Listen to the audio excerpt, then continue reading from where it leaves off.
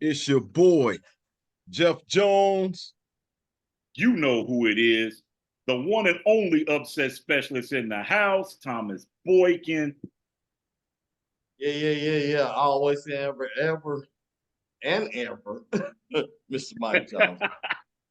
And this is 234 Sports Talk. Fellas, let's talk about it. Let's get at it. Let's Back get it. at Let's it go. again on the grind. Fellas, NBA finals, conference semifinals, with you got the Eastern Conference, got the Western Conference, took place on yesterday. Yesterday, the Pacers pulled out game 7, 130 to 109 in Madison Square Garden. Fellas, and then the other game that we had going on there, we had the Timberwolves knocking the champs off 98-90 in Denver. Fellas, let's first talk about this Indiana Pacer victory in game 7 over the New York Knicks. What's your thoughts on it? I think New York ran into the injury bug at the wrong time of the year. You figure Brunson fractured his hand. Julius Randle was out the whole series. You're missing key elements out of your offense that Brunson's accounting for by itself. And then you lose Brunson. It's a lot to overcome. And Indiana was already on a roll anyway, just to force a game 7. So kudos to the Pacers for pulling that out. It was a gut check for them because, the Knicks came to play this season. I guarantee you, a lot of people had New York going to the Eastern Conference Finals against Boston. So we'll see what the Pacers do, but the Pacers played well. Siakam and Halliburton are a very formidable duo, and they have very good supporting cast members around them. So I look for them to be a formidable task for Boston, because I think Boston has their moments where they go to sleep defensively during a series. And I think ultimately, if they run across the wrong team, when they go to sleep, they can be put to sleep. And Indiana is one of them teams that can put them to sleep. So I look for this next set with them two to go 7. But kudos out to the Pacers for pulling this out. What you got on it, MJ? Yeah, man. I tell you what, man. On the cool, I enjoyed this series, man. It was a series to watch. It was so fascinating to watch the older players, especially like on yesterday. Yeah, John Starks, yeah, Sprewell, yeah, Johnson, yeah, all these old heads, man. Spike Lee, man. It was good to see Spike Lee feeling like he had a shot to impact the game, and it was against the Indiana Pacers, man. I loved it, man. The energy that the fans gave for New York, man. That's first of all.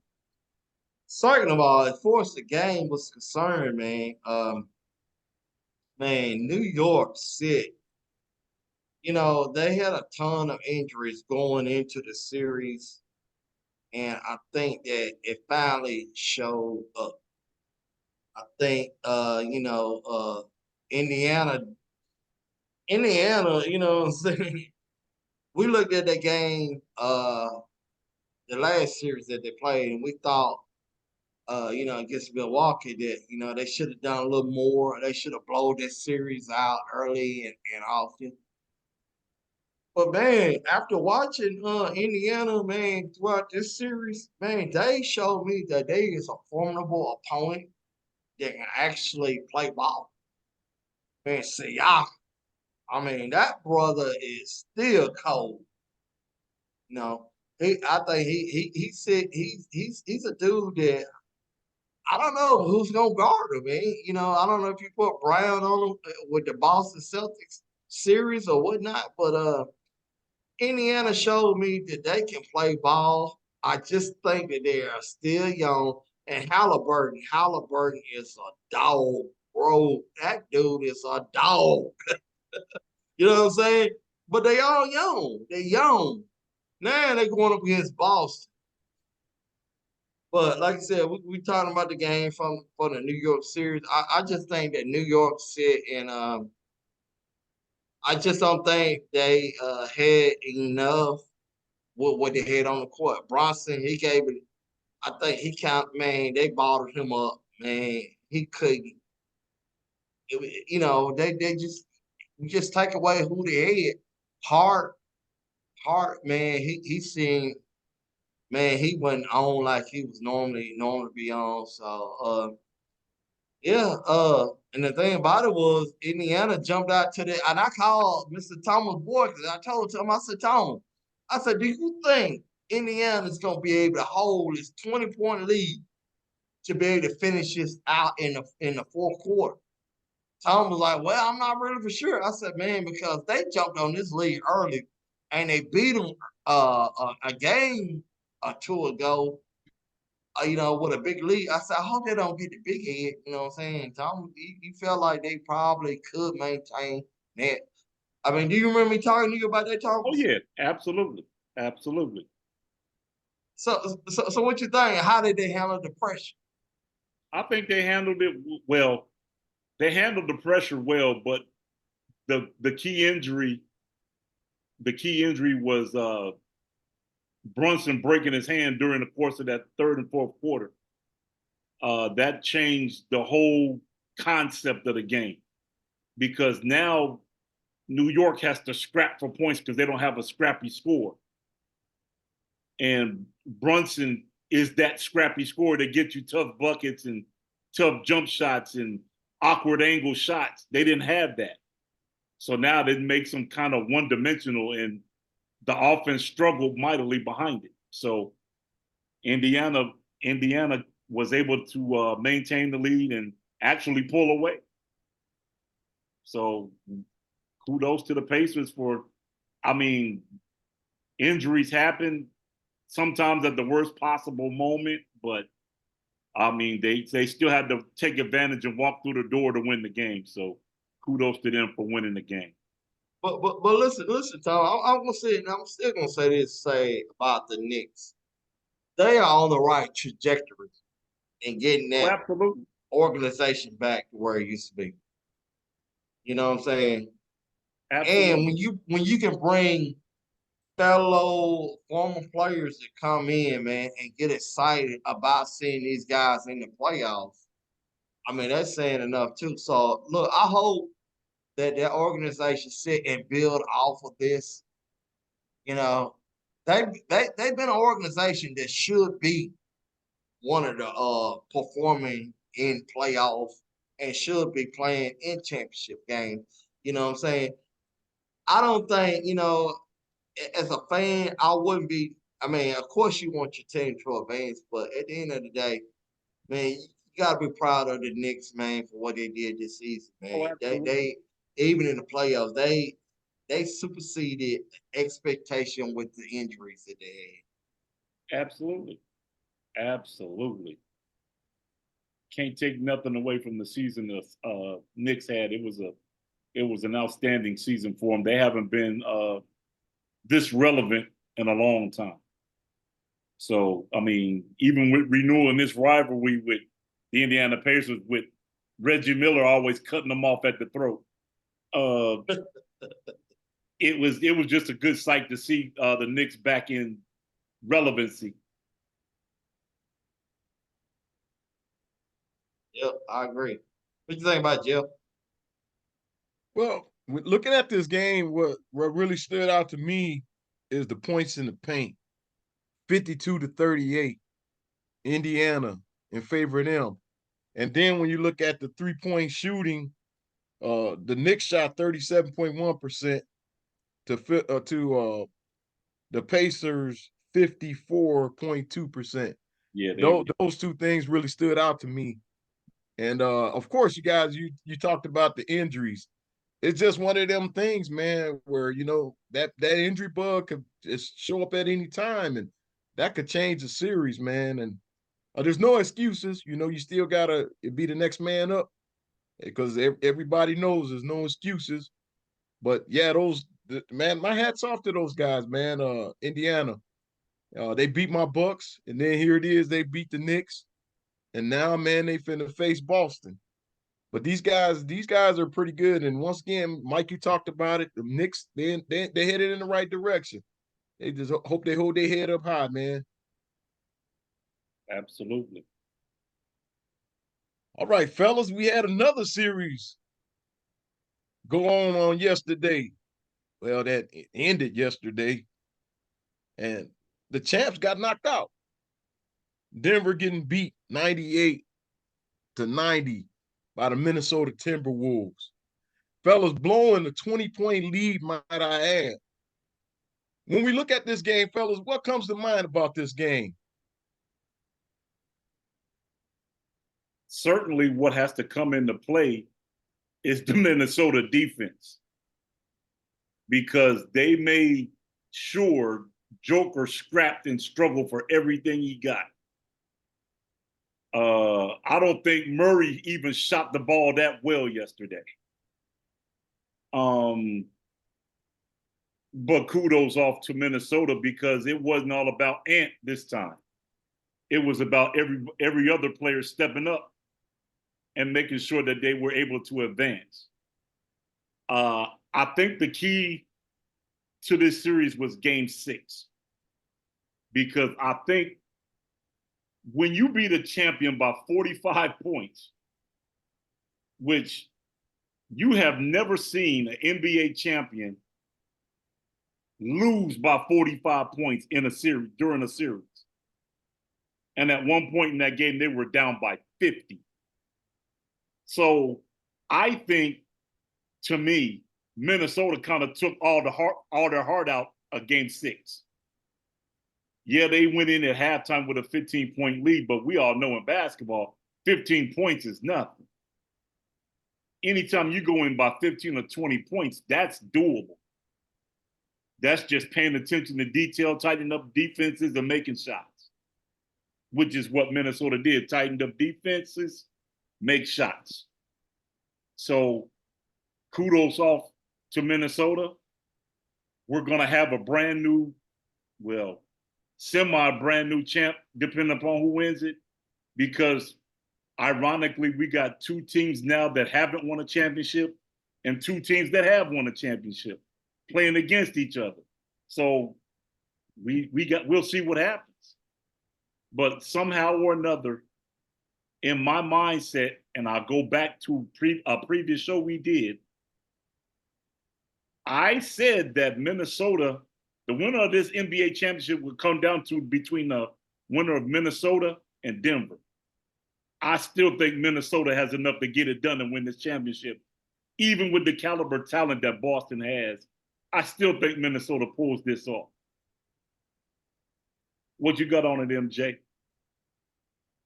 Yeah, absolutely, Thomas, man. I'm so very proud of Minnesota. You know, they center Rudy Gobert was sitting and scrutinized about, how he was as a player. He ended up being defensive player. And then you got Ant-Man. Ant-Man sit and he got him to the door. And granted, he did not have a great game. I don't think he really had a great. I think the first game or two, he kind of had a couple good games and stuff like that. But overall, I don't think Ant-Man will sit and tell you that he looked at this series where he sat and dominated the game. I don't think he would tell you that. So what that tells me is that he has, as a player, that is a leader of a team. So I'm looking at Ant-Man being the leader of this team.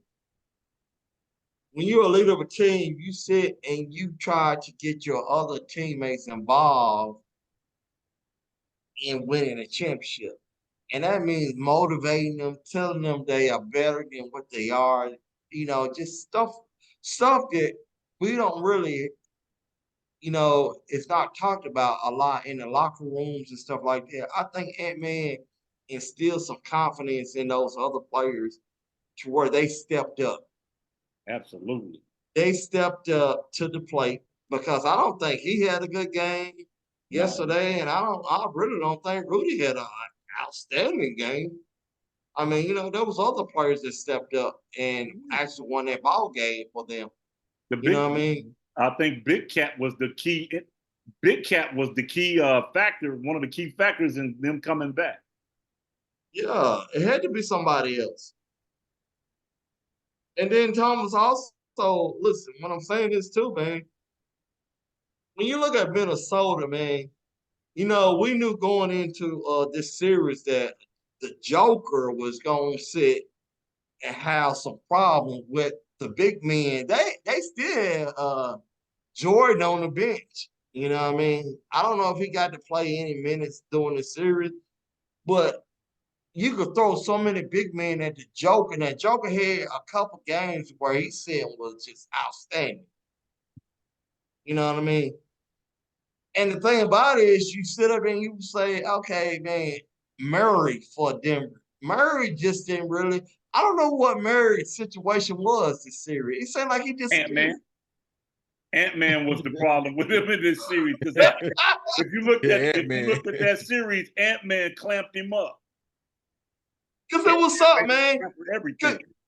Because you look at the Lakers series, you look at what Murray do throughout the year in recent playoffs, he is a problem. But obviously, he was not a problem in this series.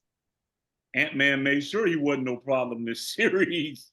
So what you telling me, Ant-Man is good on defense just as well as he is on offense? Oh, yeah. Oh, Ant-Man gonna make you work on the defensive side of the ball. Ant-Man gonna make you work. Now, see, the thing is, fellas. Now Murray had he had a pretty good game. He had 35. Joker had 34, but they didn't get no help from nobody else. They didn't get no help from nobody else. And when you looked at it, Ant-Man took that defensive assignment, and towards the end of the game, and Murray was. I think I seen him score 2 points after that. Yeah, Ant-Man said, "Nope, we ain't having that." Which, I mean, if you think about it, it's a perfect defensive call. If you make Murray and Joker you let them get their points, but nobody else scores because most of the time, Aaron Gordon will pick up the trash. And Aaron Gordon will get you 10 to 15 and 10, 11 boards to help solidify that. They didn't get that this time. So that tells me the supporting cast was a little sleepwalking, but that's okay. But listen. Also, guys, is this, man? This why I sit and say organization has to be patient with the draft picks that they put on their teams and the transfers that they put on their team. If you give it enough time and you get the right coaching in place, you can achieve greatness. I almost said, everybody been talking about the Lakers. The Lakers sit up there, man. If they keep following the foot trails of LeBron James trying to put that together, look at what Minnesota has done, man. Look at what Indiana has done. I mean, look what the Knicks has done. I mean, it is across the board who is producing in the NBA. You can't sit up there and take an old stud and figure that you can win, get into this playoff like this, man. It's just not happening nowadays. My opinion. I tell you like this, and y'all know where I stand with LeBron James. Great basketball player, great stats, owns a majority of NBA records. However, to me, no, it's time to move on. A lot of Laker fans disagree with me, but I tell people all the time, it's time to move on from LeBron. If you look at the body of work that they did while LeBron was on the bench and he was not playing, the flow of the game for the Lakers was much better. Everybody touched the ball. They played through AD. AD was making correct passes to people that were spotting up in their correct places. Nobody held the ball on the top of the key, pounding the ball, talking about, go over there, go over there. No, no, no, no. The ball just moved like the offense is supposed to move. Like I tell you, run your sets. That's what they was doing, running their sets. So what LeBron is doing, them days is done. The days of one man pounding the ball on the top of the key is done. If you look at the style of play that everybody plays, everything is based on ball movement. Spacing, open shots is all based on ball movement and player movement. So you got to change. In order to have that, like you said, Mike Jones, you got to have younger legs to make all them cuts and all them passes and have all that ball movement. You got to have younger legs. Older legs ain't doing that. Too many mileage on them legs. So you got to have fresh legs to understand that. And you're seeing that, like you said, your Oklahoma City Thunders, your Memphis Grizzlies, your Minnesota Timberwolves, all these cats is young cats that's got a lot of energy. And if you're not, as an old person in the league, if you don't have the energy to match it, this is what happens. Well, listen, Tom. I'm gonna just say this, and Jeff, I'm gonna say, you know, I think with the Lakers, if we're gonna talk about the Lakers, I think LeBron is the only old cat on that team. Maybe AD too, but I just think, of course, with the Lakers, if you're trying to compete against the Timberwolves, the Nuggets, the Thunders, the Knicks, the Indiana Pacers and stuff like that, you got to get young across the board, and you got to have a philosophy where that you're sitting and running this type of offense as opposed to what the Lakers are running. You know, that might not have anything to do with the head coach or but I just think the Lakers are sitting, they expending too much energy and time dealing with LeBron James and his foolishness. All with this stuff with his son. You know, if they trying to be legit, bro, you gotta sell there and you gotta release the storyline. That storyline has got to go out the window. Let's sit and let's start with a new Lakers and let's do it because man, there is not the way the Lakers look. They'll never ever beat the Minnesota Timberwolves. They'll never ever beat the Denver Nuggets. Shoot, they would never beat the Dallas Mavericks. Shoot, I mean, it just look, it is what it is, you know. And so you can sit up here and keep writing this storyline. You know, we trying to please LeBron, and you keep on pleasing LeBron. Guess what? It's going you guys until he retired. Then we see something totally different. That's Dude, my deal, Jeff, and I'm sticking with it. dude, I digress. we've already let go of Darvin Ham for no good reason. No good reason. We let go of the other coach. Now I don't know. He We probably let go of Darvin Ham for no reason. He took he worked with what he had for 2 years, got his team into the playoffs, even going through a play-in to get to the playoffs. What more do you want that coach to do when you're giving him subpar talent? You know, look, Tom. I'm gonna just say this, man. Jeff, I'm sorry about this, man. But my thing is, when you sit and see people sit up and say, "Well, how is LeBron a cancer to a team?" But he just is. He really is, bro. He needs to sit up there and he don't understand the longer that he plays in that organization for the Lakers. If I'm a Laker fan, if I'm a Laker player, if I'm Cooper, if I'm you name it, if I'm James Worthy, I'm a little upset at LeBron. Somebody to call him out to the side and say, "Hey, look, bro, call this thing out and be done with it, or move on, or whatever." You know what I'm saying, bro? You getting a whole lot of grace that you shouldn't be getting here. First of all, you is not to me. I still don't think he's the Lakers. I still don't think he's a Laker. Thomas, I don't know, you might consider him a Laker, but I don't think he's a Laker. I tell you like this. A lot of people have asked me about, do they think LeBron deserves a statue in front of Staples or in front of Crypto?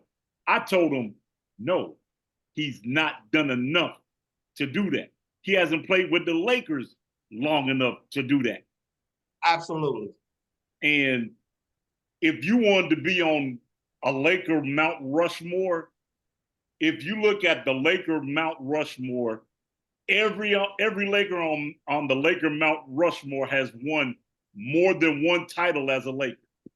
Matter of fact, most of them have won at least 3. At least 3. Then look, if I'm gonna put LeBron James on a Mount Rushmore, I'll put him on the Cleveland Cavaliers. Now that's Mount where you Rushmore. build his statue at. Yeah. You don't build it in the Lakers. He is not a You Laker. build his statue in front of Cleveland. That's where you put his statue at. Yeah.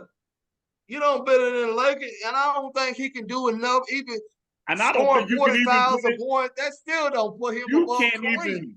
You can't even put him in a statue of him in front of Miami. You can't do it. No, you can't put him in the statue in Miami. And you can't put him in the statue in front of Kareem, even though he didn't score more than 40,000 points. Dude, like I said, every Laker, how many rings did Kareem win as a Laker? At least 5. At least 5. Actually, I know for a fact 5 because Magic got 5. Hey, Jeff. Yes, sir. And then do you put LeBron above Magic? Heck no. No. No. I agree. And guess what? And Magic is not considered to be in the GOAT conversation. Which is crazy. But then everybody talks about there's no comparison between him and Kobe Bean. I'm like, dude, he's nowhere close to Kobe Bean, dude. Nowhere close. Nowhere close. That fact got proven when they came out with Redeem Team after they done went and had a bust the year before, the Olympics before. So who they go bring in? Kobe Bryant. I'm gonna say this, Jeff and Tom. So I think if LeBron had to cut it short, maybe what if LeBron had to cut it short, like maybe after the bubble? Maybe after the bubble, he cut it short and said, "I'm done." I think you probably could have an argument with him and Mike Jordan. I think maybe. Nope. But because he said to me, I think every year that he playing now, I think he's tanking his career. My thing is this, and I remind people of this constantly. If you go back when LeBron James first jumped in the league with the Cleveland Cavaliers, with the first pick, the Cleveland Cavaliers select LeBron James, King Dunkathon of Ohio. Yeah, okay, we got that. The last 2 years that he was in Cleveland before he went to Miami, everybody talked about nobody put any talent around LeBron. They didn't have no talent around LeBron. They couldn't do nothing. I said, wait, whoa, time out, bro. Go back and look at your history.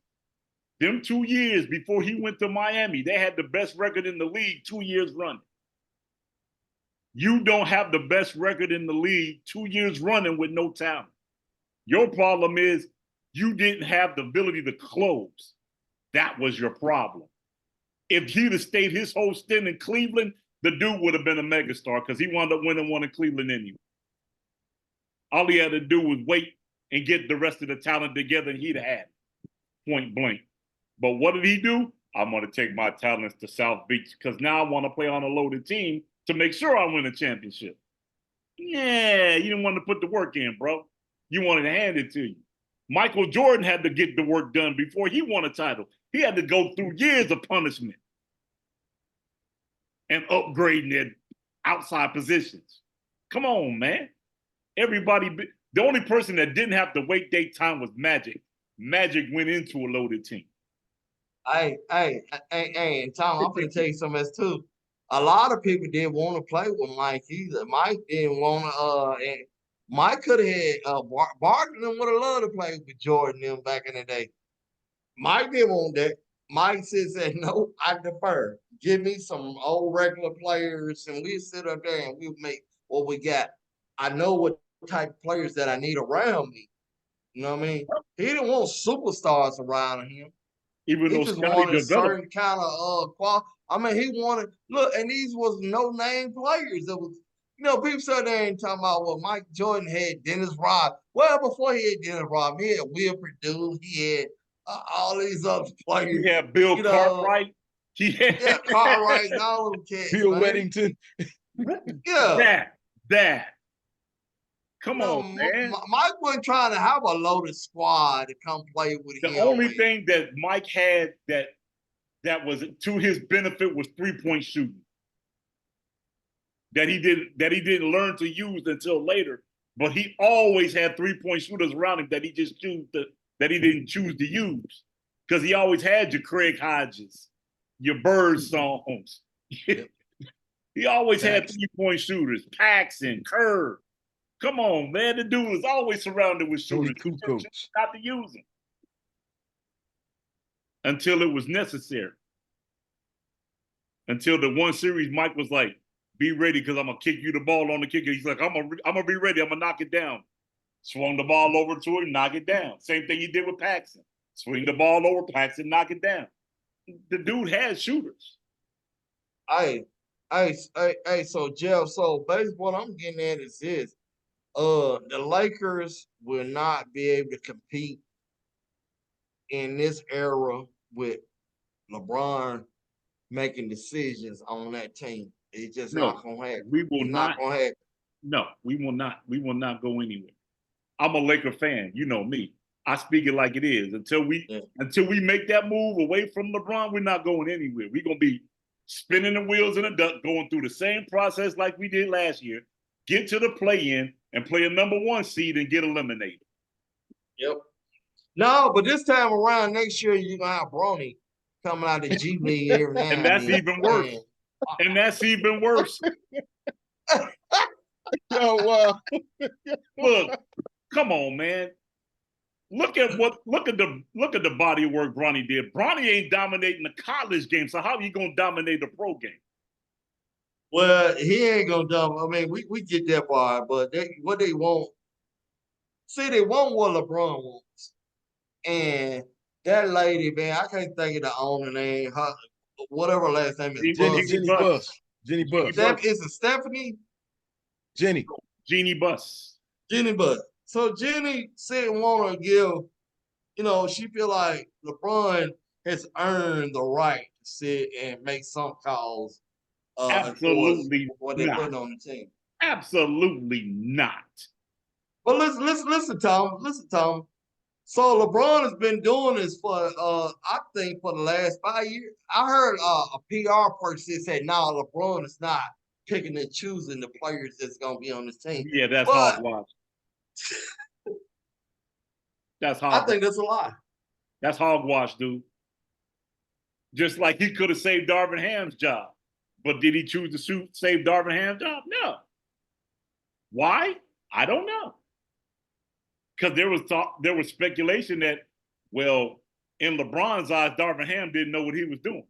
But he got you to a play-in and he got you a playoff win. So how does he not know what you're doing? He got you to the Western Conference Finals last year, so how does he not know what he's doing? Yeah. But then I heard speculation about this too, Tom. They was like, well, you know what? They said now we throw in AD in this mix. So they was like, well, guess what? AD was not happy with Darvin Ham, and so guess what? We scared that he might say want to be traded. Listen to me carefully, Mike Jones. Both of them bums can go.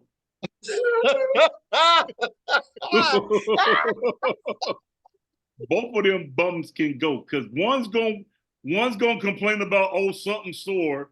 The other one gonna talk about something popping. I got something hurt and I can't play. And later for them dudes, it's time to go younger and beef up your game. Hey, on the cool, I'd rather have Rudy Gobert as a Laker and give me another player. Man. Hey, man. Man. The Lakers is not supposed to be this organization, what we're seeing now. They're not. They dysfunctional. For the Lakers not to be playing in the conference championship game, that is unheard of. I mean, it just, for years now, we're not used to this. We're not used to the Lakers not being. Number one, I'm more used to seeing Steph Curry in the finals than I am the Los Angeles Lakers. I'm used to seeing Steph Curry in a Western Conference final fighting for a championship. LeBron ain't always in the Western Conference final. Steph is always there. Yeah. Always. Except for this year. Except as a Laker organization, you gotta fix that. You gotta fix that. We're not used to not seeing the Lakers in the championship, in the Western Conference championship. We gotta fix that. And then guess what? This problem only occurred when LeBron James became part of this organization. That's why I said you got to cut off the head of the snake. Okay. Number one, here's my thing with that. If I'm the owner of my team, there is no player that's going to dictate what I do with my team. I'm going to ask, my job as an owner, I'm going to get with my coaching staff and see what holes I need to fill. And they're going to give me suggestions of who I need to go get to fill them holes. Hey, Magic Johnson made a call back in the day. But you see how Magic ran his system. Magic went and asked, they asked Magic, what do we need? Magic said, we need this and this. Who do you want to target? Who do you want to target, Magic? I don't really think Magic target anybody. I think he just got Norm Nixon out the way, and he said he ran that team. Because I don't think for years that they really brought anybody in different. Dude, the only thing they added with the Lakers, when he walked into the Lakers as a rookie, he walked into a loaded squad. Yeah. He walked into a loaded squad, and they, as the years progressed, as he progressed, they added more. AC Green, Byron Scott, James Worthy. Come on, man. He's always had a gun. Always. They always made sure Magic had a gun to get them to the Western Conference Finals. Every time. Every time. And then, but here's the deal too. So do you not think Magic had a say in that coaching? With removing Darvingham? No, I don't think Magic. No, Magic Johnson. I'm talking about with Pat Riley. Oh, I guarantee you Pat Riley and Magic had a lot of conversations. Yeah. I guarantee you. But I guarantee you at the end of the day, Pat Riley had the final say. Oh, yeah. I guarantee Pat Riley said had to say with down there with Miami with LeBron. See, LeBron don't want to sit up there and play with a strong New York head, too. A strong general manager. He don't want to play for a strong general manager except to say, no, LeBron, this is not how it's gonna work. We're gonna do it our way. You know what I'm saying? And I think that's why he kind of got the heck up out of Miami. That's my opinion. Keep this in mind. Everybody forgets this. When he went to Miami, they had already won a championship before they even thought about getting LeBron. With Wade, they already won a championship with Wade. They already know what it felt like to win a championship. So what they need LeBron for? All they needed to do was add key pieces. But they got the benefit of the doubt of adding Chris Bosh and everybody else they added, and boom, you got a loaded squad. Whereas in the meantime, when the Lakers tried to load a squad, they wouldn't let them do it. Because at the same time they was trying to do that, CP3 was trying to play with Kobe. They was like, no. We not doing that. Now picture CP3 and Kobe playing on the same team. Yeah, at that particular time, CP3 would have been a nice addition, but I still don't think that was still as loaded as what you had Oh in no. Miami. No.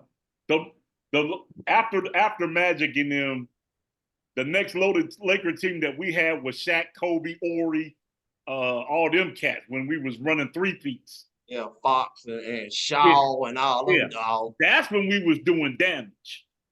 Yeah. And then you throw Phil. And then look, let's don't forget you throw Phil Jackson in there. So people want to sit and say, look. People want to sit and say, if you hire Phil Jackson to coach LeBron James, LeBron is not fit to run in that triangle like Kobe and Mike was. He is a different type player. You can't sit and run him at the focal point like that. Number one, like LeBron is not like that Dennis dog. Rodman said. Listen, Dennis Rodman said like with LeBron James, he's a downhill player. He don't have any moves. Kobe and Mike sit and fit to fill the triangle offense perfect. So you're gonna sit there and say, well, maybe LeBron just didn't win enough championship because he didn't have a legitimate coach like Mike and Kobe. But dude, who can coach Kobe? I mean, who can coach LeBron? That's hogwash. Because if you think Eric Spoelstra can't coach, you smoking crack. Yeah, but you can't say you cannot run LeBron in a set. That's why I said in Rez's terms, if he wanted to be like Burger King and have it his way, he should have stayed in Cleveland his whole career. Because in Cleveland, yeah, you heard this, man. If he stays in Cleveland, he could walk on water. He could have been. Look, that would have solidified him. Look, hey, Tom, what you just said, and Jeff, Thomas just said it most importantly. If he had stayed his butt in Cleveland now, and if he could have had competed for the multiple championship, maybe won a couple here and there, then we might consider him to be the GOAT. Maybe. But what he done, no. Maybe. Because keep in mind this, they made it before he went to Miami, they made it to the finals. They got swept in the finals, but they made it to the finals. They lost to the Spurs in 4, but they made it to the finals. Hey, Thomas, listen to this. And Jeff, listen. Everybody he could have got that same squad. He could have got a dream team to come to Cleveland. For real. Who would want to play with LeBron James at that particular time? Dude, and people kept and ran a dynasty. At that time, he had a great power forward. A lot of people forget he had a great power forward. You know that old light-skinned dude with that hair? No. His great forward he had at that time was Carlos Boozer.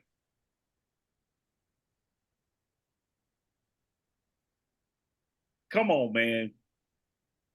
If you can play with guys, and keep this in mind, Carlos Boozer just got off a winning national championship with Duke. Hey, don't get it twisted. Hey, he had some guards down there. I mean, don't get it wrong. I didn't like a boy that came from DePaul. I can't think of his name. They had guards. When LeBron was there, they had 3 guards that could get the job done. Yeah, they had a nice squad, man. They really did.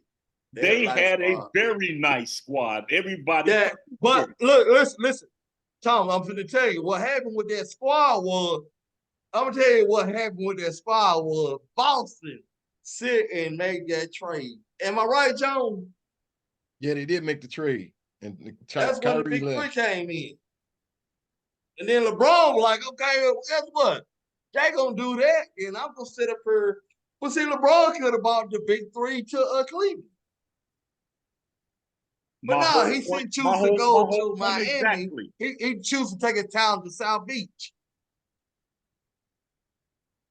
always said that, fellas, that the LeBron leaving Cleveland and going to, play for Miami, that right there tainted his legacy. Yes, sir. That I've always told everybody that was a bad move on LeBron's part, and that it tainted his legacy, and he'll never recover from that. Now, don't get me wrong, he's a great player. He's a great player, but that tainted his legacy. I'm gonna tell you, this is, and Mike Jones, you might agree with me when I say this. To me, once he left Cleveland, he became a hired gun. That's what LeBron became, a hired gun. I mean, what does that mean? It means you can't survive on your own. You got to have multiple other players for you to be successful versus you being successful and making your team successful. Kind of like Kevin Durant. Exactly. Well, it is what it is. And so, people like LeBron can eclipse all these points. And guess what? He going to keep making these numbers higher at the end of the day. And it's going to be hard to surpass. No, it ain't. No, it ain't. No, it ain't. You know who's going to pass him? Oh, Steph Curry. Yeah, I don't know, man. See, I don't think Steph is like LeBron, where he's hungry for records. I think Steph is gonna play a number of games more, and then I think he's gonna sit and call it quick. I don't think he cares about this stuff like LeBron does. Well, you know what I'm saying? I don't think Steph's gonna play for 50 years. But see, I just don't see that in Steph Curry DNA. He don't care about that. LeBron cares about stuff like that. Here's the difference. Here's the difference. This is why I say Steph is going to eclipse it. Number one, Steph has been shooting threes his whole career. A majority of his whole career. At the same time, being like LeBron James, unselfish when he needs to be. But at the same time, everybody talks about, well, LeBron is almost 40 and he's putting up these numbers. Did you see what kind of numbers Steph was putting up right behind him? Yeah, but listen what I'm saying, Tom. But listen what I'm saying, Tom. I don't think Steph cares about those numbers. Steph might sit and probably play another 2 or 3 years and say, hey, I'm cool. I want to spend time with my family. Whereas putting up numbers is what LeBron James wants to do. That's what he want to do. He want to feel like he wants to be the greatest ever. And he feel like that is it's part of making him the greatest. But the thing is, him in that quest, he's becoming a crutch. Yeah, he's a crutch. Yeah, he's a crutch for the Lakers. Because I want these guess what? You got owners that is allowing it. No. They is allowing it. That's why I said he can go. That bump can go. Well, he ain't gonna go though. He part of your team forever, Thomas. He let me. Hey, I'm gonna tell you like this, Mike Jones. Y'all ain't win no championship no time soon, big dog. I'm telling you. He let me know what kind of player he was at mid-season when your team is below 500, but you got time enough to go to a Super Bowl. He let me know where his head was at. Well, you know what? Guess what? I'm gonna tell you about LeBron James. Guess what? He is the organization. Guess what? He at Cleveland games scouting players. What is that telling you about who he is or what he's doing? Jones, did you see that? Yeah, I saw it. Hey, he recruiting that. He trying to recruit that point guard for Cleveland. I saw it. I synced it. If he ain't run an organization, then who is? I'm not getting it. Now remember this: that there's been a rumor. I mean, and it could happen. It could happen. LeBron could end his career back in Cleveland. He could. It could happen. Very well could. It could happen. I think he got one more year. You would be, excuse me for my language, a doggone darn fool. That's like you dating your girlfriend twice. Look, I wouldn't bring him back. Why? Look at the body of work that the Cavs did without him since he's been Exactly, gone. They brought in Donovan Mitchell, and he's doing the exact same thing LeBron's doing, taking his team, making his team better, and getting to the Eastern Conference semifinal. Well, it's But I'll bring on the LeBron street, back. Donovan Mitchell might be headed to Miami. That's the word on the street. Well, Wow, he might, but guess what? I still don't think. Look, John, I still don't think the Cleveland Cavaliers got to have Donovan Mitchell. I don't think they got to have LeBron James. Guess what? That is an organization that has always done good. We think about the Tom, who's the point guards back in the 70s and 80s, and the big man that they had back in the day. We talking about Mark Price, Brad Daugherty, Hot Rod Williams. They don't need them dudes to certainly be a organization. Harper. They gotta have them dudes. No, they don't gotta have them organization players like that. Oh, they had a gun. Cleveland would be just fine without LeBron James they had a and loaded Donovan gun Mitchell. waiting to be pulled the trigger. Yeah, they will be just fine without either one of them dudes. They're gonna have to find another Kyrie to be a point guard, but I mean, they can do it. But I think they would be better served to keep Donovan around because Donovan is a good leader for them.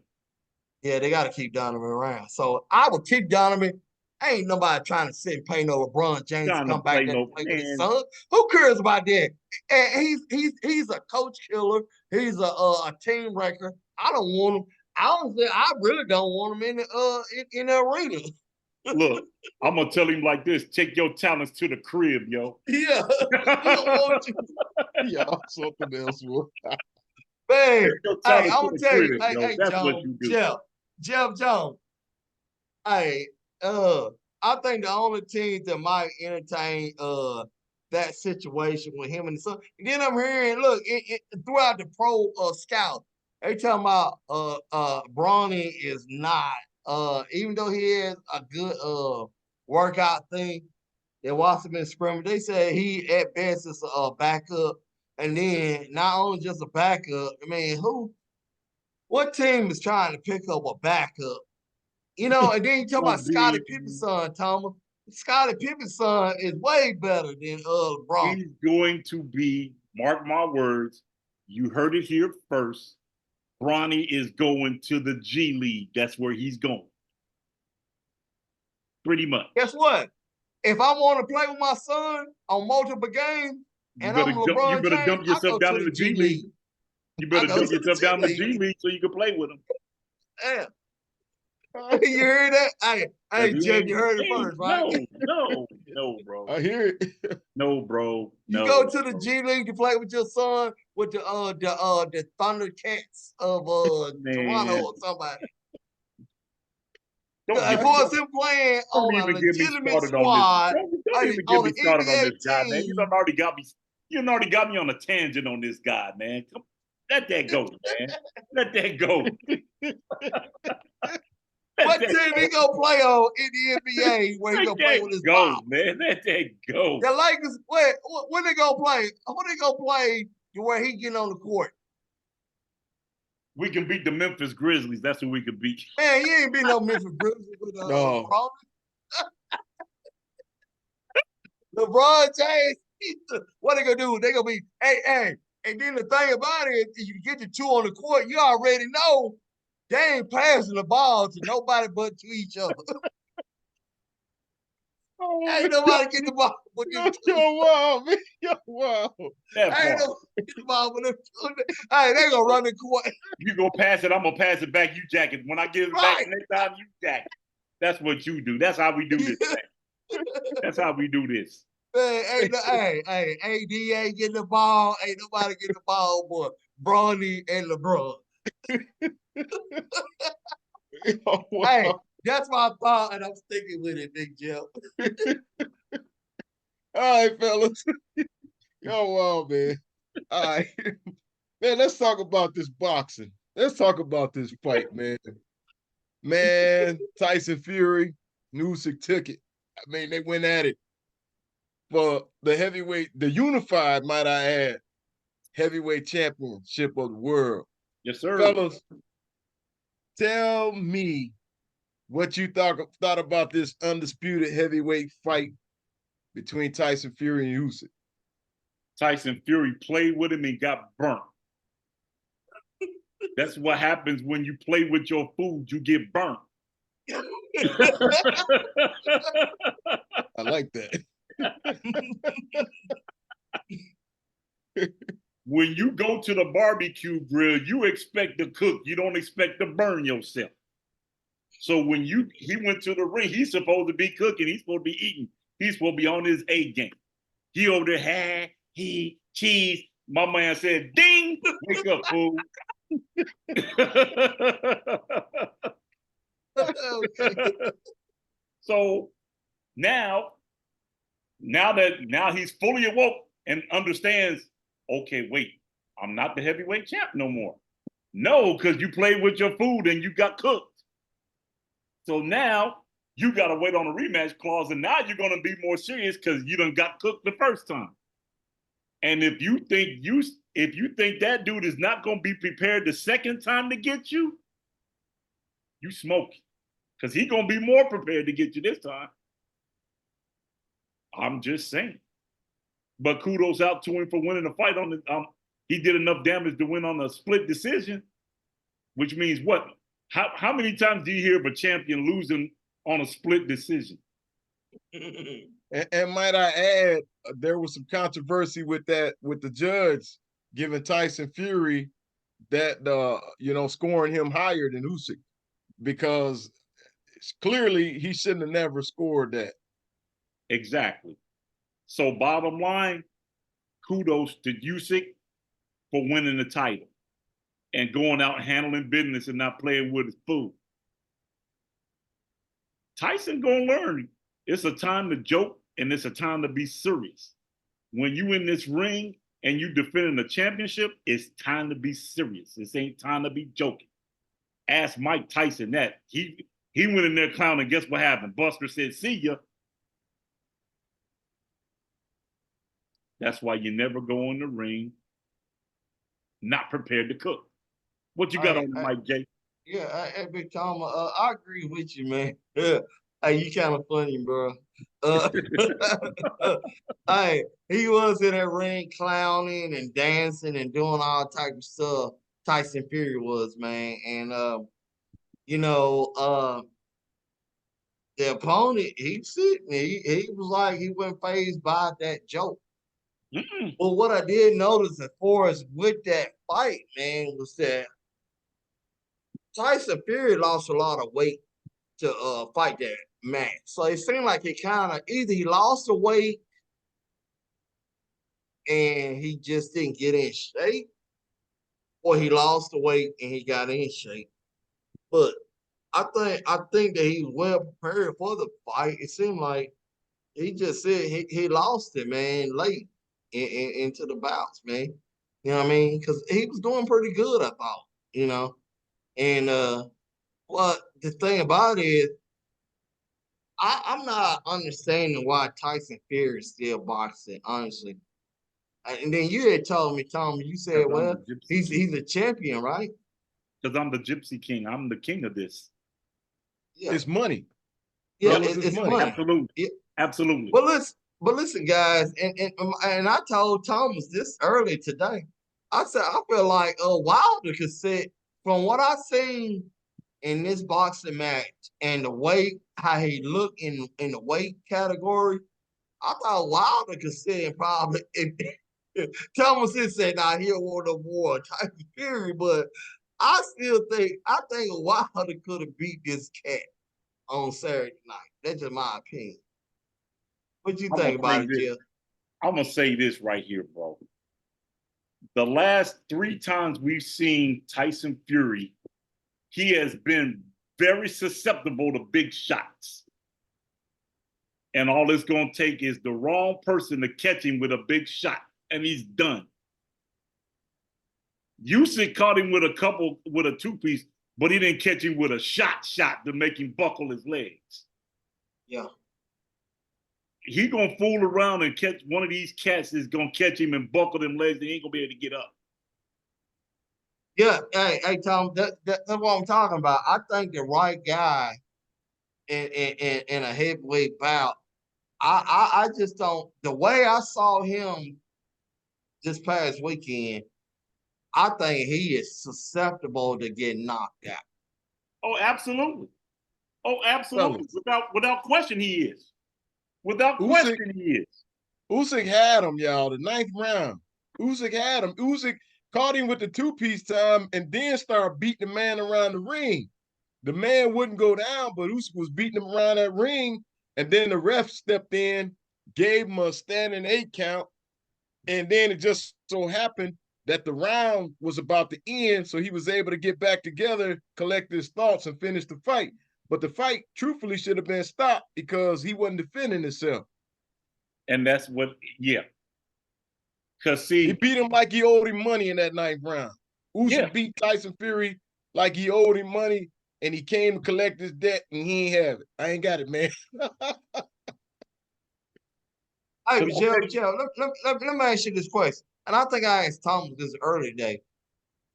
You know, for me, I keep asking this question. What is Tyson Fury age? I think he's 35, mid-30s. correct. Yeah, I think he's mid-30, I think.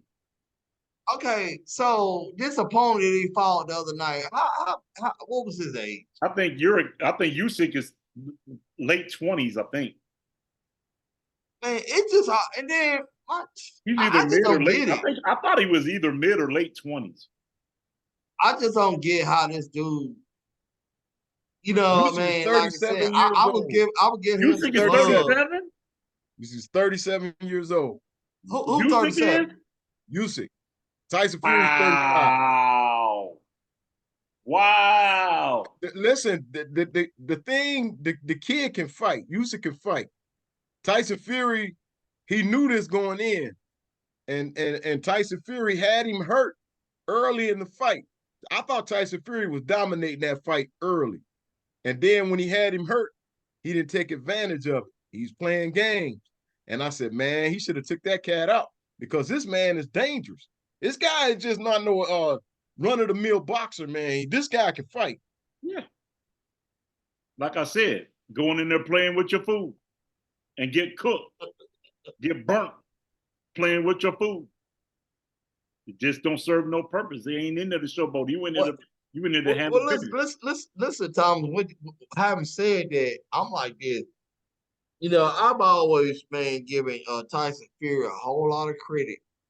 A whole lot of credit. Not a critic, but a lot of credit. I thought he was just a slug that sit and lean on you. You know what I'm saying? got He just skills. uses weight and stuff like that just to work you down. No, he's got I didn't skills. see that in this fight. So, you know, I think if he's not using his weight and using that slug mentality, I think he's susceptible in getting beat. That's just my opinion. The thing is this. When you fight Tyson Fury, you got to stay busy. Yeah, he's got a height advantage. Yeah, 9 times out of 10, he's going to have a reach advantage. But his jab is not like Muhammad Ali crisp. It's a long, lanky, slow jab. Which you can. Like the Joker. Yeah, man. If you team up right and you got this, if you strengthen up, and what you said, like you said, he's losing weight, go to the body. Absolutely. That's why I would have went. Go to the body. Man, I would have the head. You go to the body enough, the head will come. Man, I would have tore his ribs up. Barbie, what you think about that, John? Look, what my man said on Inside NBA, barbecue chicken. Barbecue chicken alert. Man. And then did you see his leg? His leg was so skinny. Man, listen, this dude is one punch away from getting knocked out by the right person. Say, for example, if he runs across anybody with Bud Crawford-like skills, he's toast. I almost would think, guess what? I would rather put Mike Tyson in the ring on that particular Mike might hurt him, man. Mike would have knocked out Tyson Fury out in that match. Because I think Mike would take him out with his classic shot, the rib shot and the uppercut. The rib shot, yep. The rib shot and the uppercut in succession. Boop, Fellas, boop, and he's done. What I noticed in that fight is Tyson Fury, he keeps his hands down a whole lot. Yeah, absolutely. Yeah. A whole lot. And he can be hit. He can be hit. Yeah, he can definitely be hit. But my So thing what do you is, fellas think about the rematch? I think he'll come out a little more focused and look probably to end it quick. Yeah. Look, he was winning as long as he was putting the pressure on Usyk. He was winning the fight when he was going forward. He started backpedaling. That's when he started getting caught with some shots. Backpedaling for a reason, though, Jeff. You remember that? You remember that fight Roy Jones lost, and then they had the rematch, and Roy knocked him out in 3 rounds. That's what that's gonna be. Who gonna knock who out there? Fury gonna mess around and knock him out on the rematch. Just because he was in there playing the first time and like, oh, he want a split decision. Let me go back and win my title back. And he gonna go in there and take it serious and beat the brakes off of him. Honestly, on the cool, I think Fury is done. That's just my opinion. But they I set don't this really up for your boy from England to I win. don't think he's a formidable opponent anymore. I mean, that's just my opinion. They are setting this up so your boy from England can win the title. Nah, I think Fury ain't gonna win another boxing match, man. No. Listen to me carefully. What's your boy's name over in England that's the champ over there? Oh, you talking about good grief. Anthony Joshua. Anthony Joshua. They're setting this up for Joshua to be the champ. Watch what I'm telling you. Well, why? Because your boy ain't gonna win. Look, man. Because number one, you gotta understand, take... Joshua, if something happens, Joshua will be the face of the heavyweight division.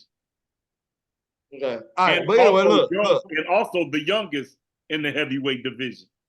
Hey, outside of this fight, guy, look, and I know, Jeff, you ain't changed the title. You ain't changed the title. You ain't just saying no, man. Man, how about your boy, man, Garcia? Man, he getting called out on steroid use. Well, I'm gonna tell you like this. Even if he didn't have the steroids in his system, he still would have beat the brakes off of Haney. And they need to run it back if that's the way they feel. Run it back. Run it back. I think you're gonna get the same results. Tom, you think the same results is gonna happen? Because you said you thought it would. No, dude, if they run this back, Garcia is still gonna beat him. Garcia is still gonna beat him. All day, every day. I don't know, man. And then guess what? Did you hear about Canelo and Terrence thinking about a spot? Man, Canelo ain't trying to see Bud. Well, Canelo talked about that. Canelo said he didn't want to fight him. They wanted to try to get the fight at a catchweight. Canelo said he wouldn't have nothing to prove, fighting against Bud. He said he had a lot of respect for Bud, but he didn't want that fight. That's because you don't want to fight Bud because you don't want that smoke. They scared, man. When you scared, say you scared. You don't want that smoke because you know Bud ain't gonna play with him. Man, they be talking about they want to fight, but then they don't want to fight. Don't be scared of Bud. Yeah. Don't be scared. Don't be scared of Bud. Take a punch. Oh, he took a bunch of them. Hey, he took a bunch of them with Triple G because Triple G took him to the woodshed. He has an issue with boxers. Mm-hmm. If you know how to box, you can outbox him. But that's the problem is that's why Triple G was a problem for him. But the problem is you got to stay away from his power. Yep. At the same time. Yep. And Crawford would be the guy that could do that. Hey, Jeff, I'm gonna tell you this right here, bro. No, I got in some fights, man, back in the day. I'm serious. I got in a fight against this dude, man, and he swerved down. He was a boxer. I mean, he was a white dude, man. I don't know white or black, whatever mean anything to anybody. But the thing was, he used to sit and bounce around and all that. We got in a fight. I ain't had no boxing skill. But I unleashed a bunch of rights and left that my speed said, and I don't got big hands either. My speed overwhelmed his power. He was a bigger dude than I was. You know what I'm saying? My speed, I got more jabs in his face than he said Hey, could unleash the speed is something power. else. So that lets you know Oh, power speed ain't kills. always the deal. Speed Correct. kills. That's automatic. Speed kills. Correct. But at the same time, once again, you still got to stay away from that power. Yeah, because all they go, you can speed all you want to, but if you slip and miss and he catch you one time, you done. That's it. Lights out. No, well, it was like it was Your never pillow. there. Hey, my speed, I put it like hey, he couldn't unleash the That power. daggone Mike Jones, man. Mike Jones. That Hey, daggone Mike Jones. if you Hey, man, can't that unleash the daggone Mike Jones power, right there, man. listen. I'm talking about in a common fight, and then you guys are talking about in a real fight. Now, granted, I know you get rounds to go, but man, if you is putting hands on a dude at a rapid pace, I don't care how much power you got or how big you are, brother. It ain't gonna work. Mike Jones says he was playing the Fat Boys. Yeah. Stickles. Hey man, that dude, hey, his nose like broke before he even knew it. All right, fellas. Let's turn our attention to the WNBA. Oh yeah, Caitlin let's do that. Let's do I that. saw an article where she said that she kind of felt like she wasn't prepared or ready for the WNBA.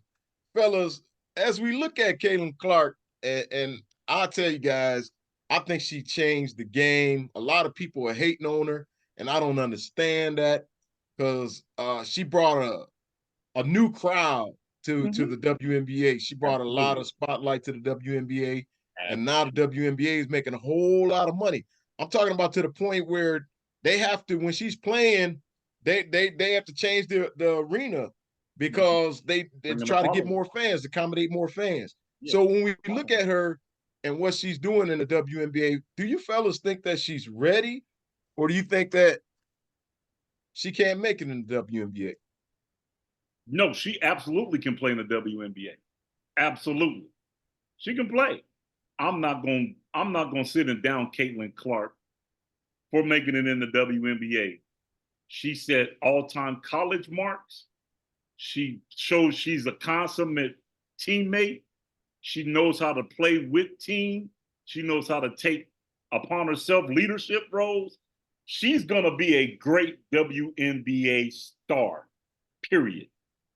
Now, that being said, she still has a lot of learning curve to learn in the WNBA. She's got a lot to learn about defense on her own. She got away with not playing a whole lot of defense in college. Everything was tailored around, well, we'll just make sure Caitlin gets wide open looks and dishes when she can dish. But nobody took it upon themselves to challenge Caitlin on the defensive side of the ball. Now she's understanding going to the WNBA. Now you have to man up. You can't slack off because these girls are just as good as you are. Now you can't slack up. Now you have to play defense. And when you play defense, contrary to popular belief, it affects your offense because your legs are used a lot more on defense than it is on offense. So she's now got a learning curve to where, like, you know what, I'm using my legs more than I ever have because I got to play defense. So now it's going to change everything about your shot. And you're starting to see it's changing everything about her shot. Once she gets comfortable and understands a couple things, she'll turn the corner. Watch, she'll be a great pro. But until then, she's going to have to get through the learning curve and deal with the ups and downs of what she's going to go through. She's going to have hot nights. She's going to have absolute cold nights like she had against the Liberty, where she scored 9 points. You're gonna have absolute dog nights. You're gonna have absolute great passing nights. She's gonna do all this. She's already showed you she is a generational basketball player. Once you are a generational basketball player, it's in your blood, it's in your DNA. You do whatever it takes to win, and she's gonna do that. I believe that wholeheartedly. What you got on it, MJ? Okay, absolutely, Thomas, man, I agree with everything you just said. The one thing about it is with Caitlin Clark is that guess what? Honestly, you know, what standard are we putting her on? Are we putting her on the standard from what she did in Iowa? Are we putting her on the standard of what a rookie does in the WNBA? Because to me, I think she's been a good pro. I think she's sitting distributed the ball. She got good assist to now granted she had a bunch of turnovers in a couple games. Man, she had one game, she had like 10 turnovers. Now that's unacceptable now, you know what I'm saying? So she gotta clean it up with the turnovers. But as far as what she doing, who is asking her to score the ball from 3-point range in the WNBA? You know what I mean? I understand that they drafted her in the first round to be a player that probably can stress the field, but honestly, man, she's getting everybody involved in the game. I mean, her assist to ratio is very outstanding. And guess what? I heard she's the first player out of not she's not the first player. She is in a good conference with Candace Parker and another girl that scored the first 50 points of their careers in the first 3 games. So she's on pace to be okay. I don't think there is anything, and she playing defense. She's tough. She sit up here, she's arguing with the ref. I mean, my thing is, I love the competitive that she's bringing to the Fever, man. Do we not forget that the Fever was one of the worst teams in America, like last year. So it ain't like she just gonna sit. She playing with a great squad, like Exactly. the Suns and all them other people, man. Aces and all You, them papers. Yeah. yeah, I mean, I think she's okay. I like where she's at right now. I think she's on pace to be a great player. You know what? You know, and it's good to have a few rough games starting out. But for people to sit up there and be targeting her and act like she ain't worthy of our contract, man, y'all is completely hogwash. And the thing about it is too, why are these people sitting and hate on this chick? Y'all need her anyway for the league to sit there and bring more money to the league. More competitive. Which is Her and going to jack Angel your Reese, pay up. her and Angel Reese, no man, and that big tall girl. I watched that tall girl, bro. From Stanford, man, them From girls Stanford, is South Carolina. legit players, man. Yeah. Yeah, Yeah. people can identify with a name. You know, they hear Caitlin Clark, so you say, "Oh, Caitlin Clark, she's on TV today." Guess what? I haven't seen that enthusiasm in WNBA since the Houston Comets. Right. So people gotta stop. And no players are playing. I get that they hate it and they feel like that they being disrespected, but y'all better shut your mouth. Cause guess They're what? not being Caitlin gonna bring more disrespected. money They're to just y'all being. pocket. She's doing the same thing that Deion Sanders did with down at the HBCU. She making sure everybody eat. Thank you, Thomas. Thank you. Thank you. Man, them said they be hating on Kayla. Shoot. Kayla ain't having a pretty good game, but guess what? Do you think you're gonna hold a shooter down like that? Not gonna happen. No, It ain't gonna happen. that's why I said it's in her DNA. Basketball is in her DNA. She knows how to fill it up however she needs to fill it up. Yeah. And right now, guess what she's doing, Tom? She's passing a rod to Boston down low. She passing the ball. You know what I'm saying? The shot ain't coming. She's shooting it. You know what I'm saying? Her coach is kind of being a little critical, and I get what the coach is saying. People talking about they want the coach to be removed. No, like the coach said, she's got to say make a decision when she come off the ball screen to say either shoot the ball or you sing you drive or you sing you dish. You know what I'm saying? This is stuff that it's not the same in college as it is the pro. Exactly. Like Tom, what you said, we're playing with pro athletes now. You're not playing college. You're not playing to get my daughter that's a junior in high school. You know what I'm saying? You're not playing against that girl. You're playing against somebody that knows the game. Exactly. Exactly. Now you're coming into a league where everybody is just as knowledgeable about basketball as you are. Yeah. So now it's going to be a learning curve because now you got to think, instead of thinking one step ahead, you got to think 3 steps ahead. Yeah. So I mean, it changes the game, and the pace of the game. I guarantee you, the pace of the game is quicker than what it is in college. Even for a women's game, I guarantee you, it's quicker than what it is in college. Yeah. All right, but let me ask you a question, Tom. Do you think she gonna adjust? Oh yeah, absolutely, absolutely. It may take it. She may not get it done this season, but she gonna get it done. Watch what I'm telling you. She gonna get it done. She gonna get her body right. She gonna get her shooting stroke right. If she gotta go, because what she might have to do is strengthen up a couple things. Legs, number one.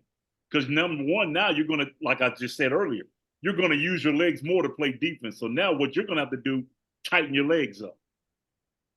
Yeah.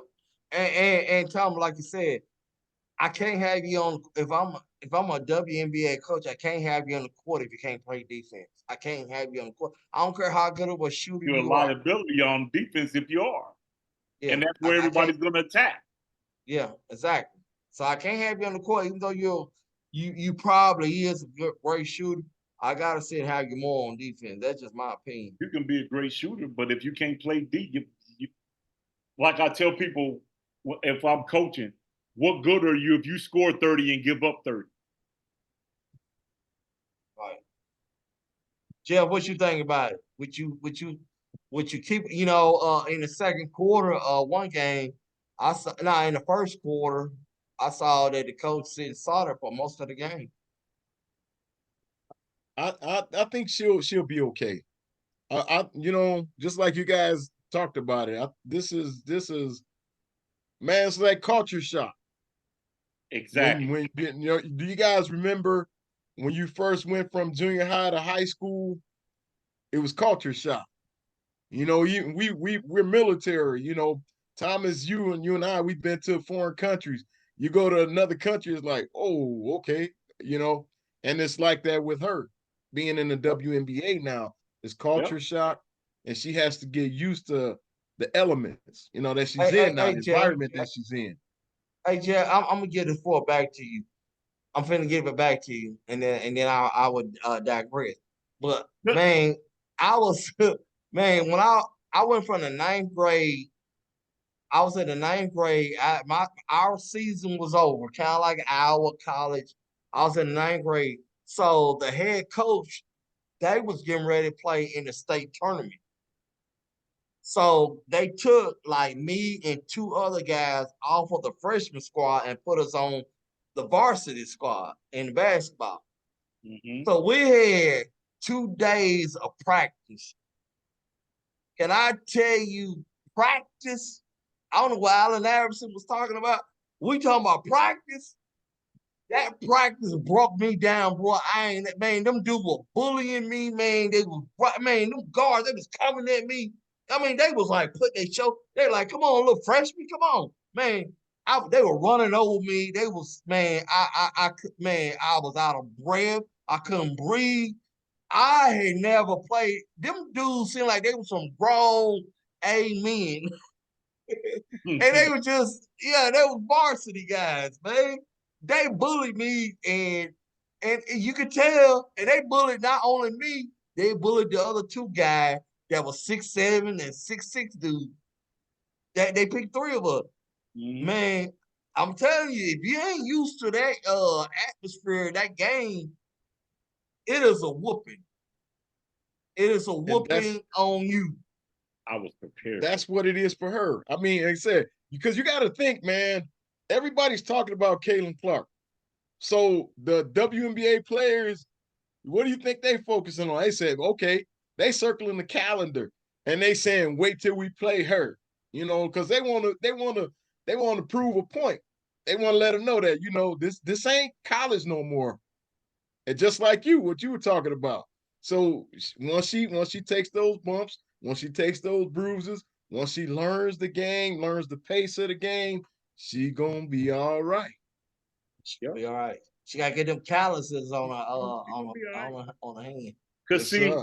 if I'm Caitlin Clark, I use that fuel. Everybody's circling today. Well, we get to play Caitlin Clark. If I'm Caitlin Clark, my mindset is this. Oh, all y'all playing against me. I got 4 other people that you better make sure you cover. There you go. There you go. While you focusing on me, I'm going to dime you to death and make you think about it. Sometimes you But got to listen, be Tom, deep for the it. problem is with that team is collectively overall they kind of halfway young. They're not good. But So the thing, Kaden Clark has got to tell her team, y'all got to help me. When they become a team and it ain't about Kaylin, then that's when Kaylin becomes better. no, this is You know what I'm saying? this is what needs to happen. Caitlin Clark is going to be the face of that franchise. I guarantee it in the long run. Caitlin Clark will be the face of that franchise. What she's going to have to do is challenge her players to make themselves better. Because if you're a leader, you lead by example. If it takes you getting in shape, hey, all y'all come over here, we getting in shape. It's on you to get yourself better. It's not on me to make you better. You got to get better. You got to understand where you got to be. All right, Tom, do you really believe that she is going? You got Leah Boston on that team, man. You know that, right? But guess what? Keep this in mind. How good was Iowa when she was at Iowa?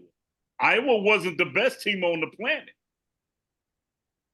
But she understood how to be a leader and put people in position to make plays. She could do the exact same thing with Indiana. Yeah. Hey, my thing is with Kaylin is the ball right now is just not falling. It's not dropping. But they're gonna drop. If you're a shooter, that ball, you keep shooting, that ball is gonna drop. No. At some point. Here's what you do as a coach when you have a shooter like that. Tom, you is a shooter. You is a shooter. Tom, tell the truth. Do you stop shooting? This is what you do, Mike Jones. And you know me to be a shooter. The quickest way, and you've heard me say this time and time and time again, the quickest way to get a jump shot to drop is shoot a layup. Because number one, you got to see the ball go through the hoop to get confidence. Once you see the ball go shoot a layup, see the ball go through the hoop with confidence, now I can step out.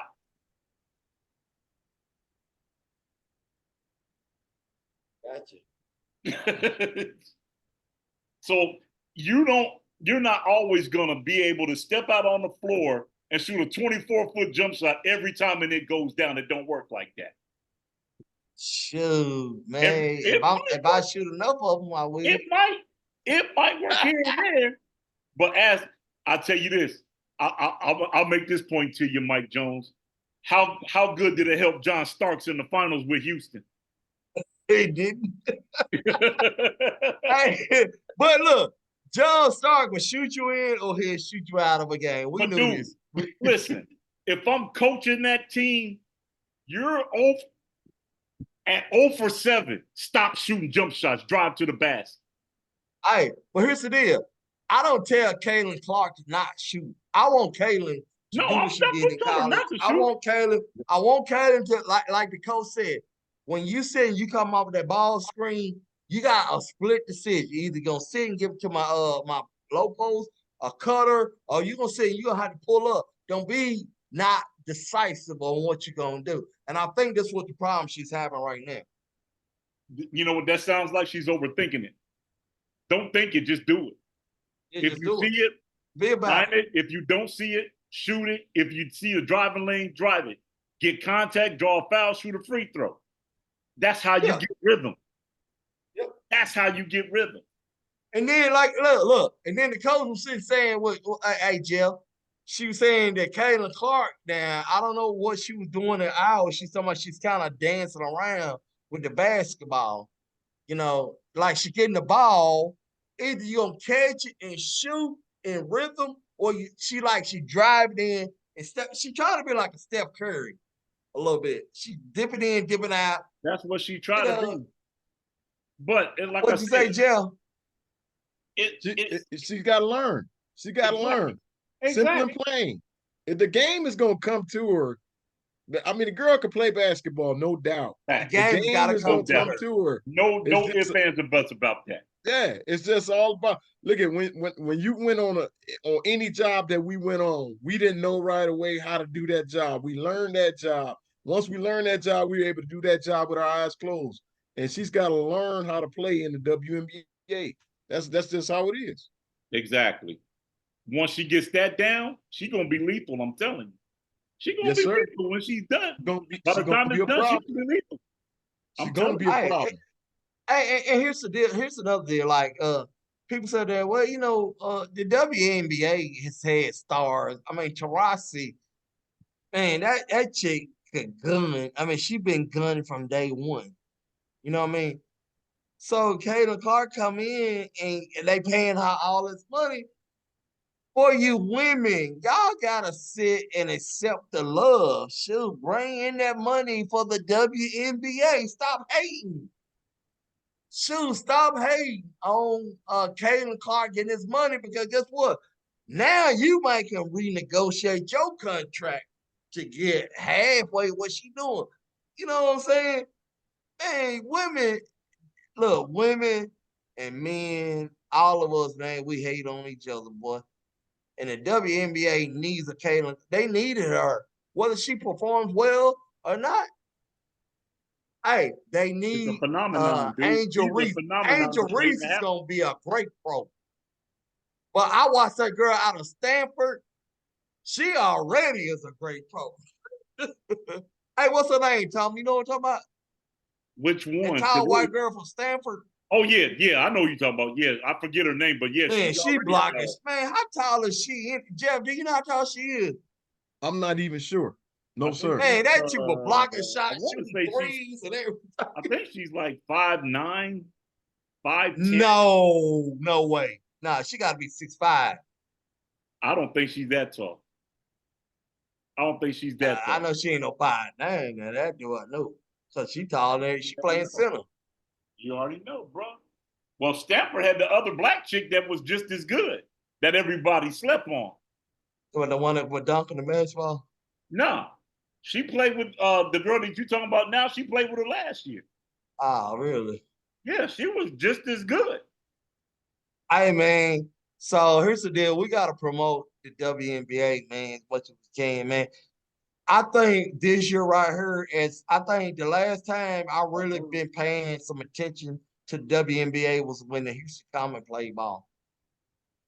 No, actually, your girl. That's almost about 40-something years ago, 50, 30-something years ago. The Aces are starting to bring that back, though. Man, what's my girl? What's the tall center for the Aces? Aja Wilson. Asia Wilson. Man, Asia is a beast.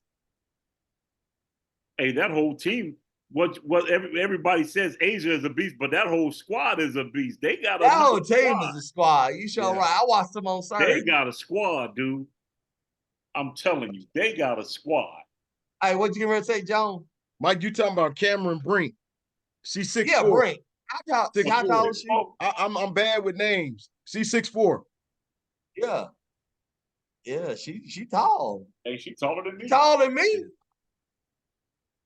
This class, there was a lot of good players coming out of this class, man. This draft class. Absolutely. In the WNBA. Absolutely. Yeah. All right, fellas, let's talk about our last order of business. Stirring the pot. One of my favorite segments of the show. Let's do it. You got the spoon. Who's stirring the pot? Fellas, let me ask you this. Had Sugar Ray Leonard fought against a prime Sugar Ray Leonard, fought against a prime Floyd Mayweather, who do you think would have won that fight? And how would they have won that fight? Let's talk about it. To me, and this is me personally, I think Sugar wins this fight, especially from outside in with reach advantage. I think Sugar outpoints him, and then when he tries to go into a shell, Ray beats up the body. I think Ray wins this thing, beating Floyd at his own game, outpointing. Hey, also, Jill, I'm gonna piggyback off what Tom just said. Everything Tom just said, when Floyd tried to sit and go in the shell and avoid contact, just to say make a fight, where he tried to do enough to win and he just stay out the way. I think Sugar Ray is gonna make him. I think he's gonna make part of the game. I think there's no way to avoid Sugar Ray. Sugar Ray was too skilled of a boxer, and he's too quick. To me, I think he's quicker than Floyd. I think he's quicker than Floyd, Absolutely. and I think Absolutely. he's got a little more power than Floyd. Oh, definitely that. And Tom, I think he can take a punch. Oh yeah, he took a couple from Duran and Hearns, so that lets you know he got a tough chin. What you think, Jeff? Well, fellas, I think just like you said, I think Sugar Ray Leonard would have beat him, and his speed. I think his speed would have been a whole nother ball game. Yeah. For Floyd Mayweather. Yeah. And now, if you all remember, Sugar Ray Leonard fought Floyd's uncle. Yeah. I remember that, right? Yeah, he did fight him. Yeah, I remember that. Yeah, he fought him and he beat him. Now, Roger Mayweather, he showed up. He fought a good fight, but Sugar Ray Leonard was too much for him. And Sugar Ray would have been too much because you understand, Roger taught Floyd, Floyd Sr. too. They both taught Floyd how to fight. But Sugar Ray Leonard, his hand speed, it would have been too much for him. I would have wanted to see Floyd fight Pernell Whitaker. Now that would have been a good fight. Now Sweet Pea was something else. Hey, on the cool, I still think Sugar Ray, pound for pound, at his weight and size, if you was boxing in that weight class, I think Sugar Ray had your number. When Sugar Ray was hot, he was hot butter. You didn't want that. You did not want Sugar Ray. I don't care, Pernell, whoever. You didn't want that. You did not want that smoke. Well, fellas, let me tell you something about Sugar Ray. Sugar Ray could go to another gear at any time in a fight.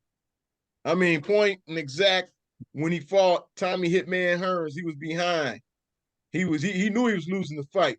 Turned on the juice. That man took it to the fifth gear, and he dealt with the Hitman. Knocked him through and the that's rope. what he had, that ability to take it to another gear at any time. And I've never seen a fighter do it the way that he did it. I think that was that fight. He knocked him in between the ropes. Yes, sir. Yes, sir. The Hitman was looking like Martin that day. Yup. Hey, and I'm gonna tell you also with like Sugar Ray, I mean, to me, at that particular time, there was 3 weight division. That's what I really love about it. It was like Sugar Ray, Muhammad Ali. I can't think whoever that was in the middle of that deal. Probably Marvin Hagler. Yeah, a lot of guys at Sugar Ray's time that he was fighting against. Yeah, Hagler was one of them. But you remember Sugar Ray was still there, boy, and him and Muhammad Ali was still there. They would shuffle their feet and be dancing around the ring. But I tell you what, nobody's feet was faster than Muhammad's. No, sir. I don't know if Sugar Ray feet was faster though. No. But nobody's feet is fast Check as the Muhammad's. tape, Mike Jones. Check the tape. Nobody's feet was faster than Muhammad's. Check the tape, Mike Jones. You don't think Sugar Ray foot was better? No, not even close. Not even close. No, sir. Check the tape. Man, they showed a tape with Muhammad Ali throwing a punch in flats, and you couldn't keep up with his feet in flats. Check the tape. No. That dude was like, look at the feet, right, and hit that right hand. Like, oh. All right, Mike Jones, you check the tape and you come back and you let us know. Hey man, Muhammad's footwork was stupid, dude. Hey, but look, at the end of the day, like we said, I think Sugar Ray would definitely do in Floyd Mayweather. Oh yeah, I believe that wholeheartedly. That's without question. That's without question. That's not even. Sorry, Floyd, if you're watching this show, we're sorry, guy. You know, Yeah. you just ain't that dude. If My they win thing is, 10, my I give it to Sugar Ray Leonard about 7, 8. 7, I 8. think it go the distance. I think it goes the distance. I don't think it goes to this. If I watch, look, like you said, Thomas, Floyd got to hide and he got to do some sneaky stuff, and I just don't. It's part of being crafty I as a think boxer. Sugar Ray is gonna he gonna bring him out the woodwork. He gonna make him fight. Well, the thing is, number one, when he decides to fight, Sugar's gonna outpoint him on. He's gonna keep him out of range because this jab, he's already losing the reach advantage. Exactly. Decide to come out the shell, Sugar's gonna pop him with the jab. And Sugar's about 2 more inches taller than Floyd. Hey, has Floyd ever said and mentioned anything about Sugar Ray? Ever? Nah. You know, Two Floyd. different eras of boxing. They asked Floyd one time who he think was the greatest boxer ever, and Floyd said himself, you know. And that's what you're supposed to do. I mean, if you don't have confidence in yourself, who's gonna have confidence in you? I Shoot. get it. But at the same time, man, that wasn't true. Hey, wasn't true. Mike Tyson didn't even say that. They asked Mike the same question. Who you think the greatest fighter of all time? He said Muhammad Ali. Muhammad Ali, hands down. To me, the greatest fighter to ever lace him up, man. The greatest. They don't call that man that for nothing. Nope. You talking about Team BE. I'm like, dude, listen. The difference between you and Muhammad Ali is Muhammad Ali didn't wait to fight nobody in their prime. If you was number one up, Muhammad was fighting you. Fighting. And that's another thing I say about Floyd Mayweather. A lot of these guys, you know, with the hand picking their opponents, and a lot of these catch weight fights. Come on, man. That right there, even though If you want to send a message retired to the division, undefeated, that's a blemish. That's a blemish. if you want to say you the best ever in your division, the clear-cut way to send a message is to knock off the number one contender. Then tell them the next man up, whoever's going to be step up to be the next number one contender, I'm going to deal with you when you get there. Yes, sir. What the old song say, Thomas Boykin, punks jump up to get beat down. That's right. That's right. Yes, sir. What my dad always told me, a champ would get off the floor and knock a chump out. Exactly. Exactly. All right, fellas, it's been one. It's been a real one. Man, We talked about it. Woo! Until the next time. That fire. Sports Talk. You can catch us right here on YouTube. You can catch us on X. You can catch us on TikTok. You can catch us on Instagram. We want to hear from you. We want you to like, want you to comment, want you to subscribe. If you got a show idea, pitch it to us. We'll use it. All right, all right. Till the next time, we are out. Peace.